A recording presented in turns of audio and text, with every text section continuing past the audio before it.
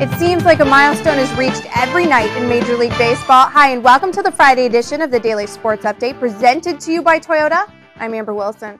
As everybody endures Barry Bonds' drawn-out pursuit of Henry Aaron's all-time home run record, this season has featured many a Hall of Fame episode. First, it was Trevor Hoffman reaching 500 saves. Then last week, Craig Biggio hit his 3,000th hit the same night that Frank Thomas hit his 500th homer.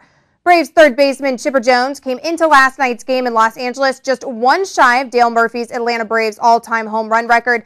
Chipper tied the record in the 6th and broke it in the 8th with solo shots, which broke a tie game that would have seemed to be a pitcher's duel on paper between Brad Penny and Tim Hudson.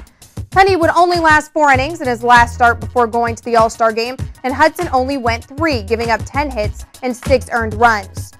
Earlier this season, Braves starter John Smoltz questioned the severity of Chipper Jones' injury as he tried to get the Braves back on track by getting their best hitter back in the lineup.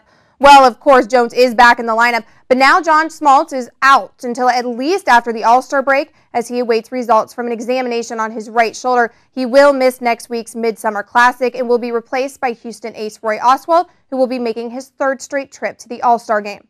In the NBA, the Seattle Supersonics continued their offseason overhaul by finally naming a coach a week after the NBA draft. So far, they signed a new general manager in Sam Presti, let go their 2 top scorers in Ray Allen and Rashard Lewis, and drafted 2 of the best forwards in college basketball in Kevin Durant and Jeff Green.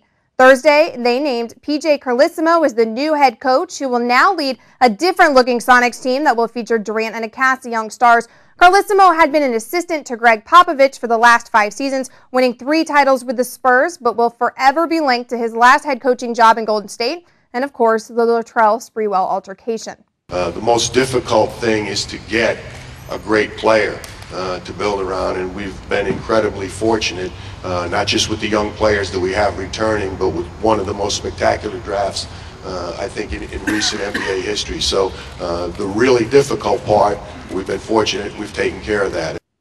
Also Thursday in the NBA, Grant Hill signed as a free agent with the Phoenix Suns after 7 injury-plagued seasons in Orlando.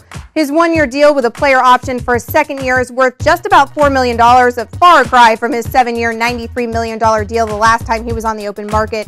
This time he joins the Suns with his eyes set on a ring. Dominic Hasek will lace them up again in 2007-2008. He agrees to a 1-year deal with the Detroit Red Wings.